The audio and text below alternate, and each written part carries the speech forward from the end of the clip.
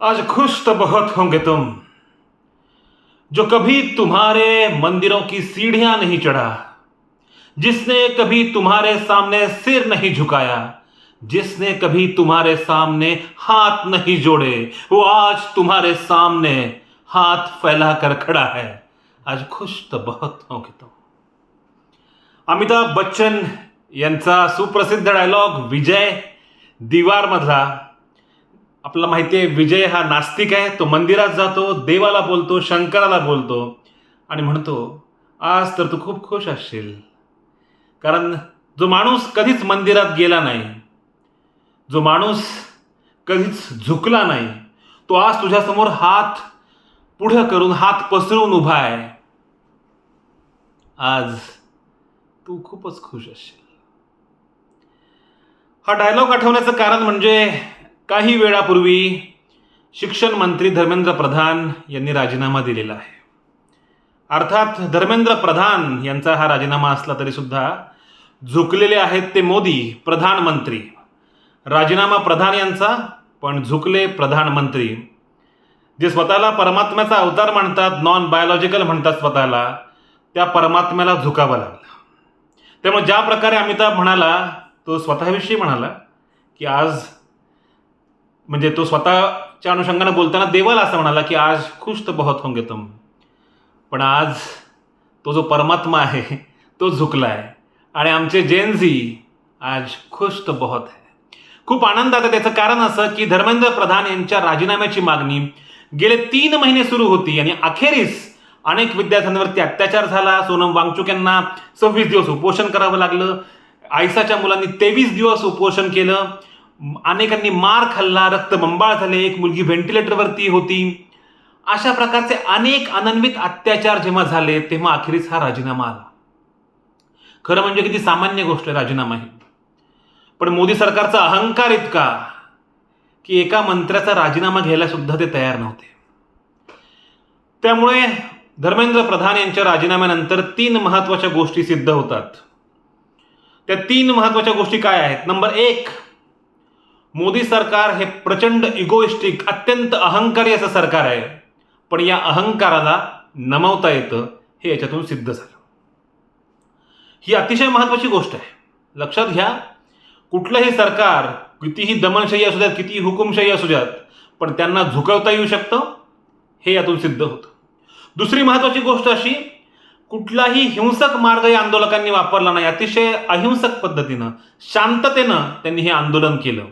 त्यामुळे अहिंसेच्या मार्गानं, शांततेच्या मार्गानं, सनदशीर मार्गानं विजय मिळवता येऊ शकतो हे यातलं दुसरं लर्निंग आहे. ही यातली दुसरी सिद्ध झालेली गोष्ट आहे.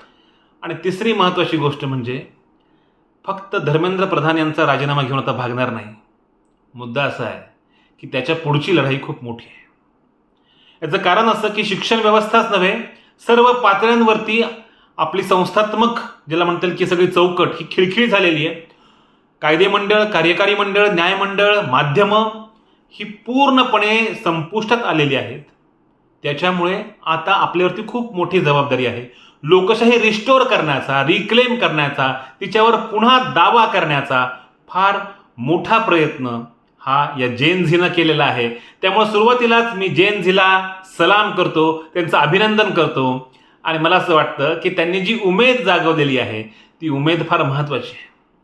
म्हणजे एकीकडे सर्वत्र असं वाटत होतं की आता अंधार आहे, अंधकार आहे, काही होऊ शकत नाही, प्रचंड मोठ्या पातळीवरची दमनशाही आहे, ह्या सरकारची पकड प्रचंड आहे.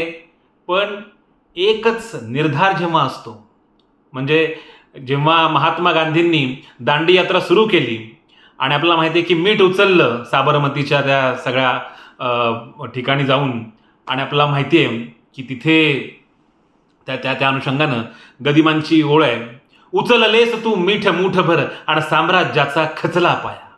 साम्राज्याचा पाया खचतच असतो. त्यासाठी फक्त आपण मैदानावरती, रणांगणावरती अतिशय ठामपणे उभं राहणं गरजेचं असतं. या तरुणाईनं आपल्या सगळ्यांना एक फार मोठा दिलासा दिलेला आहे आणि मला असं वाटतं की ही जी ऊर्जा आहे ही ऊर्जा आता टिकवून ठेवली पाहिजे, ती ऊर्जा वापरली पाहिजे आणि सकारात्मक, कन्स्ट्रक्टिव्ह बदल कसे होतील याच्यावरती लक्ष केंद्रित केलं पाहिजे. ही गोष्ट खरी आहे की एका राजीनाम्यानं सगळं काही बदलेल अशातला भाग नाही. म्हणजे ती जी ओळ आहे ना की लंबी है गम की शाम मगर शाम ही तो है. त्यामुळे कुणीच इथं काही अमरपट्टा घेऊन आलेलं नाही आहे. आणि जेनझेनं तर दाखवून दिलं की आम्हाला किरकोळत घेऊ नका, आम्हाला झुरळ म्हणू नका. तुम्ही आम्हाला झुरळ म्हणताय, आमचा फोरकेळ म्हणताय, पण आम्ही किरकोळ नाही आहोत. आम्ही इथली लोकशाही जिवंत करून दाखवली. मला असं वाटतं की धर्मेंद्र प्रधान का इस्तीफा तो झांकी है, प्रधानमंत्री का इस्तीफा अब भी बाकी है. आणि त्या दिशेनं हे आंदोलन जाईल. प्रश्न मोदींना घालवणं हा नाही, प्रश्न पुन्हा एकदा आहे तो आपल्या संविधानकर्त्यांनी, स्वातंत्र्य आंदोलनातल्या लोकांनी जे स्वप्न पाहिलं ते स्वप्न पूर्ण करण्यासाठी त्या जुन्या भारताचा वेध घेणं, तो भारत जो सगळ्यांना समान मानतो, स्वातंत्र्य सगळ्यांना बहाल करतो, अशा भारताची पायाभरणी करण्यासाठी आपण पुन्हा एकदा सज्ज होऊयात. आजच्या या विजयाबद्दल सगळ्यांचं मी मनापासून अभिनंदन करतो. हम होंगे कामयाब.